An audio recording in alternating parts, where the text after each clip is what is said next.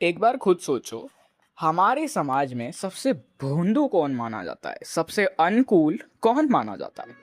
भोंदू बच्चा जो कंप्लायंट होता है।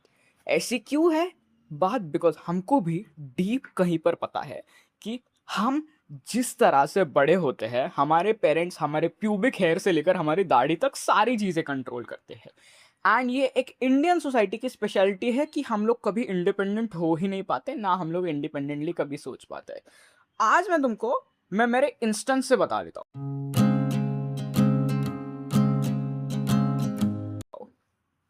देखो, जब मैं 9th में फेल हुआ था एंड स्कूल के अगेंस्ट में कारस्तान करना था, बहुत बड़े लेवल की चीज़ें मैं करने वाला था कि अब मैं इनको मार दूंगा या फिर ये ऑर्गेनाइजेशन ख़त्म कर देगा। एंड मैं ना बेड पर ही पड़ा था एक रात को। It was a random night, 20th of April I guess. And मैं मेरे गर्लफ्रेंड से किसी चीज़ के बारे में बात कर रहा था कि मुझे बहुत गुस्सा आ रहा है यार, मुझे इनको तबाह करना है, मुझे इन पर केस करनी है। एंड वो बोल रही थी कि this stress might be affecting you a lot. And मैं वही सोच रहा था कि इज दिस ट्रू। देन मैं करीब करीब 1 बजे मेरे रूम से बाहर निकला एंड कुछ लेने गया था। एंड मेरा बाप, आई डोंट नो व्हाई, उसी टॉपिक पर बोलने लगा कि तू फेल हो गया है and you don't know shit. And I was like कि एमसीक्यू में ग्लिच था, ठीक है, एमसीक्यू में गड़बड़ थी। एंड जो एक्चुअली थी, ओके, फर्स्ट टाइम मैं एक्सेप्ट में फेल हुआ था, बट जो रीटेस्ट थी उसमें इन्होंने गांड मस्ती की थी। एंड वो बोला कि नहीं, if you are just failed in one subject तब भी ठीक होता वो, लेकिन तू सारे सब्जेक्ट में फेल हुआ। And bullshit like that. And something died inside me at that point, because मैं ऑलरेडी हाई कॉर्टिजोल पर चल रहा था। Something died inside me. मैं चीखने लग गया। ये दीज आर फकिंग ब्यूरोक्रेट्स, मैं इनकी कोई बात नहीं सुनने वाला, मुझे इनको खत्म करना, इनको कर देना चाहिए। एंड ये जो गुस्सा है ना, ये कहां से आया मुझे तो पता नहीं चल रहा था। चलो, मेरा फादर एक टिपिकल बूमर है एंड उस वजह से उस सिचुएशन में वो चीज़ एक्सप्लेन भी होती है कि उसको फाइट नहीं करना था। लेकिन अब जो मैं इंस्टेंस तुम्हें बताने वाला हूँ वो तो हद से ज़्यादा अजीब है।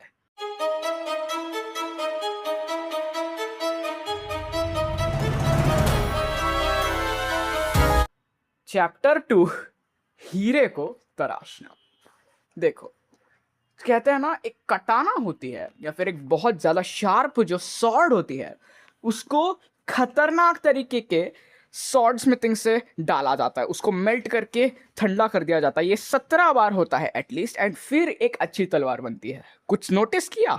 एग्जैक्टली देखो, अब मैं इसके पीछे के इंस्टेंसेस अगर बताऊं, 2 साल पहले 2024 के मार्च मंथ में मैं मेरे ग्रैंडफादर के साथ मेरे अंकल का जो बंगला है लोनावड़ा में, वहाँ गया था 2-3 दिन रहने के लिए।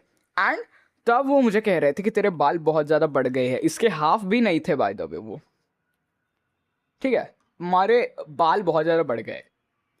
Oh my God. उस वजह से वो मुझे कह रहे थे कि काट काट, लेकिन मैंने पूरी ट्रिप नहीं नहीं कहा था। एंड फिर मैं घर आया एंड मैं किसी रीज़न की वजह से मेरी माँ के साथ बाहर गया एंड उसने मुझे धोखे से सैलून में लाया। आई was legit crying at that point. मैंने रोते रोते बाल काटे हैं एंड घर आकर मैं बाथरूम में जाकर 1 घंटा रोया हूँ, बिकॉज हमारी सोसाइटी में गुस्से को एक्सेप्ट ही नहीं किया जाता।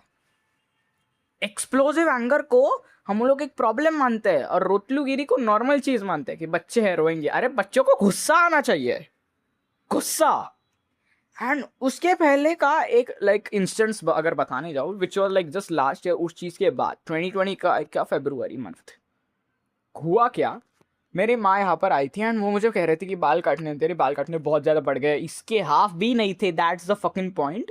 एंड मैं कह रहा था कि नहीं काटने मुझे, ऑब्वियसली क्यों काटूँ मैं। लेकिन उसके बाद क्या हुआ, वो मेरे पे चीखने लग गई, जो उसकी हर बार की स्ट्रैटेजी है, because she is a narcissist somewhere. चीखने लग, I'm not gonna listen to you. I'm not answerable to कि you कि why काटने हैं and all. And I was almost कि मैं almost रोने को आया था। इसी रूम में मैं रो रहा था डोर के पास 1 साल पहले, ठीक है। एंड उस टाइम पर मैं इतना अच्छा डिबेटर नहीं था, इसलिए मेरे अंदर उतनी ताकत नहीं थी इसके अगेंस्ट बोलने की। एंड मैं सलून में रोते रोते बाल काटे हैं मैंने, to be real with you. रोते रोते I was legit crying in front of जो लाइक बाल काट रहा था। हबीब्स में गए थे हम लोग, वहां पर मैंने रोते रोते बाल काटे। लेकिन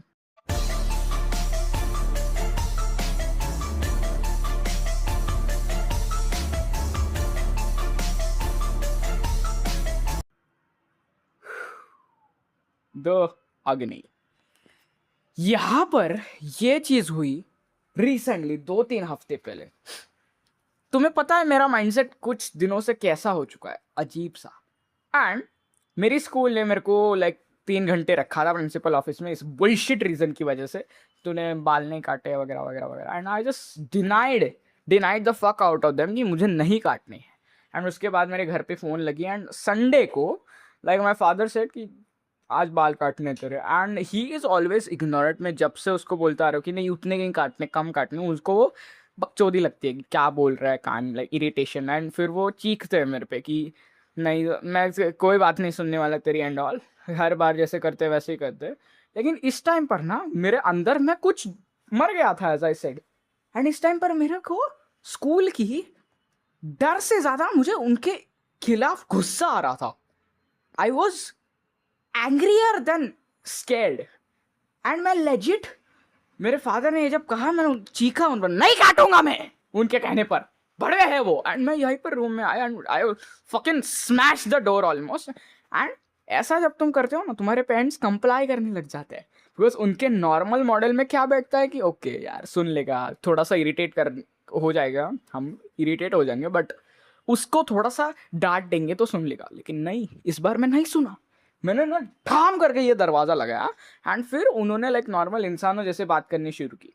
एंड फिर मैंने like even like cutting saloon में भी उनसे बहस ही की कि साइड के बाल बेसिकली काटने थे सिर्फ और सिर्फ। एंड मुझे मेरी मेन जो है, मुझे मेन चाहिए मेरी, मुझे ये जानी नहीं चाहिए, मुझे ये मेरा सेल्फ रिस्पेक्ट है, ऑलमोस्ट सारी चीज़ें हैं। एंड तब से जितनी भी बार मुझे स्कूल ने कहा है कि बाल काट, मैं इधर इग्नोर करता है या फिर डिबेट करता है।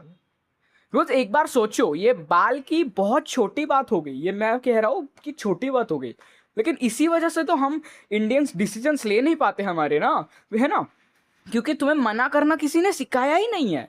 Nobody has ever taught you how to say no.